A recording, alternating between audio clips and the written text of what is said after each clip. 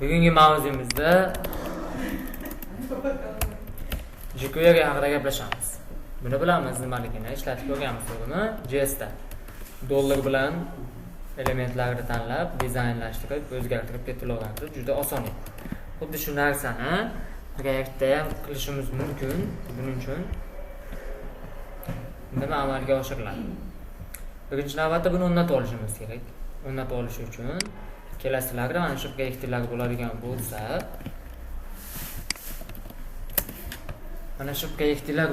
bo'lsa, terminalni ochasizlar birinchi navbatda. cmd terminalini ochib, mana shu yerda npm install jQuery deb yozasizlar.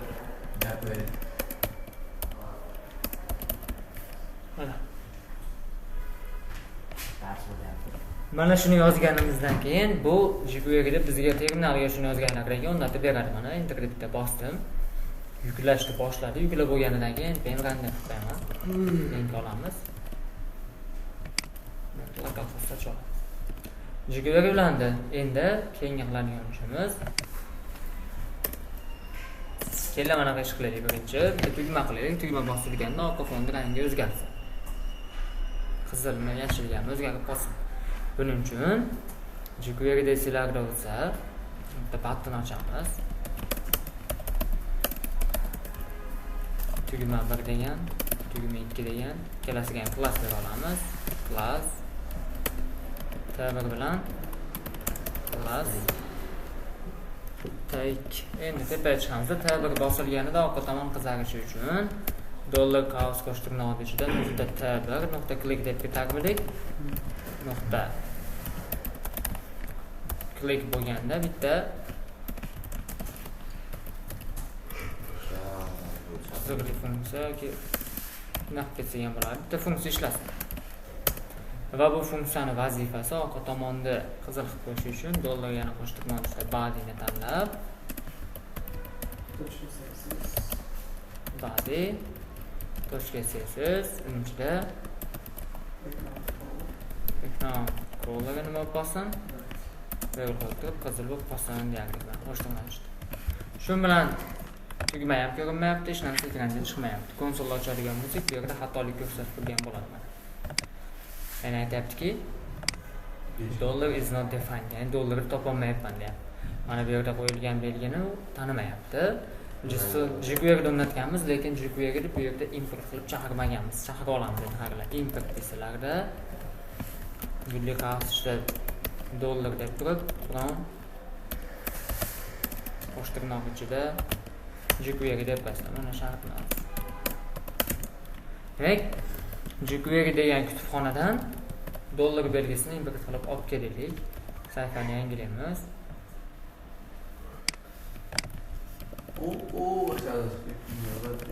Dizaynlar chiqmayapti. Dizayn bilan chiqish uchun bittani qo'shib qo'yishimiz kerak. jQuery o'rnatilgan. Mana. Ikkita tugma turibdi. Tugmani bossam,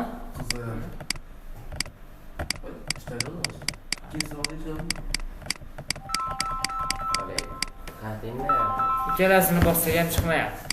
Ishlamayapti. Ikkalasini bossam. Sababi mana bu yerda jQuery ishlash uchun biz buni kodlarini user effect degan narsani ichiga olib kirib qo'yishimiz kerak. Shu yerda bitta user effect o'tgan darsda foydalangan user effectimizni ochamizda, keyin shu user effectni ichiga mana bu yerda nima qo'yilardi? Ko'ruvchi qausmi? Va user effectni ichiga shularni olib kirib qo'yamiz. Mana endi sayfani yangilab tugmani bitta bossak, orqa tomon qizarib qoldi. Menga to'liq body o'rnatdi. Mana bu tailwind desivay o'rnatganmiz-ku. Shu sababli body'ni mana shu yerda o'zi deb hisoblaydi.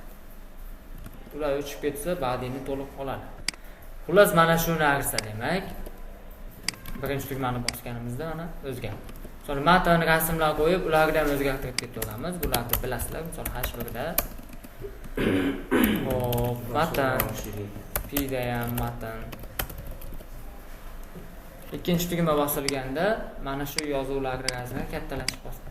Keling mana qilib turaylik.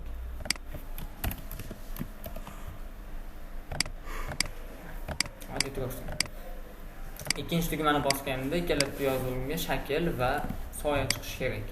Buning uchun kelamizda T2 bor ekan mana nima deymiz ana shu yuz effekt ichida pastdan yana $cows qo'shtirnoq nuqta T2 klik bo'lganda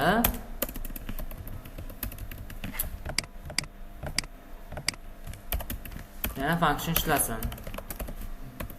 Va bu function h1 bilan p ni o'zgartirish kerak. Buning uchun $cows qo'shtirnoq h1 nuqta css soya chiqish uchun text shadow berardik. Qiymat qanaqa edi? 20 piksel, misol uchun line.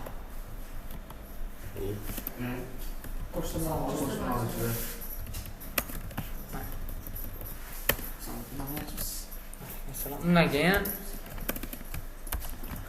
p nuqta css misol uchun buni shakli o'zgarsin.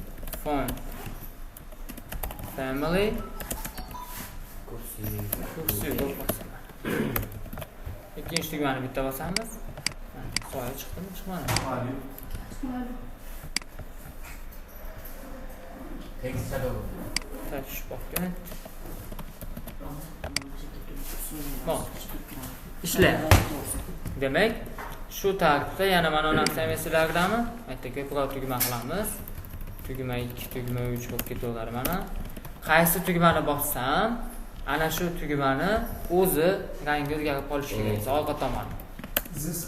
Zis bilan qilamizki, qani bitta esga olaylikchi, bosilgan tugmani orqa tomoni oranjiy bo'lib qolsin. $cows qo'shtirnoq bu yerda nima deymiz? Yo'q. Bu yerda bosilayotgan narsa nima? Tugmami? Buttonlar klik bo'lganda endi bitta function ishlasin.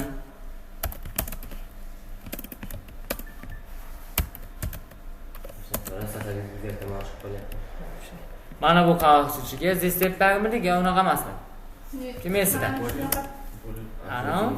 Nuqta bilan zis almashiga. Zis deyiladi function. Zis. $cows qo'shtirnoq. Yo'q, qo'shtirnoq so'z. Qo'shtirnoq shart emas. Qo'shtirnoq. Shart. Mana zis tepagacha. Menga zis kerak emasmi? Yo'q, bunday kerak emas. Menimcha kerak. Bosilganda orqa tomoni endi oranjiy bo'lishi kerak. Buning uchun tochka css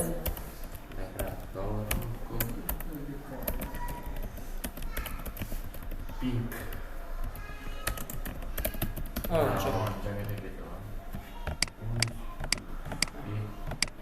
Endi ve 3'te bossam bu yana o'zini holatiga qaytishi kerak. Birinchi tugma. 4'te bossam 3 o'zini holatiga qaytishi kerak. Evet, button. Son demek. Button. Qayer ichida nima dey? Buttonda. To'xta. Aydasini berib qo'ymaysizmi? Dollar button qilardimi? Button. Hop. Nuqta css. Background. Color. White color to'g'ri. Ashu white bo'ladi. Shuni mana bosilgan ham white holatda qolib ketmaydi. To'g'ri bo'ldimi? Yo'q. Menimcha, uchinchi tugmani aydasini bermadi deyishgan. Nima qilasiz? Faqat 3 kishilarga olib qoladi. Bizda hozir Luboykini bosib ishlash kerak. Bo'ldi Siz pastga tushib qo'ying, oxirgi kodni o'qiydi. Undaymi? Ha. Endi to'g'ri bo'ldimi? Menimcha to'g'ri. Ya'ni oldin hamma tugmani oxirga tiqadi, keyin oranjiy qiladi, aynan bosilgan. Shunaqami? Ha. Ha. Mana. Ondan almashtirib ko'ring endi. Uni alishtiradigan bo'lsa nima bo'ladi? Ha, bo'ldi. Oqdi misol, oranjiy qiladi ham o'zligini, hammasini oqarib tiqadi, sizlarga ko'rinmaydi. Bu holatda bo'lsa oldin oqarib tiqib, keyin bosilganda o'zgartiradi. Natijada alishib ketaveradi. Esimizga tushdimi desam? Rasm bilan qilardik, tugma bilan, bu bo'ki. Endi sizlar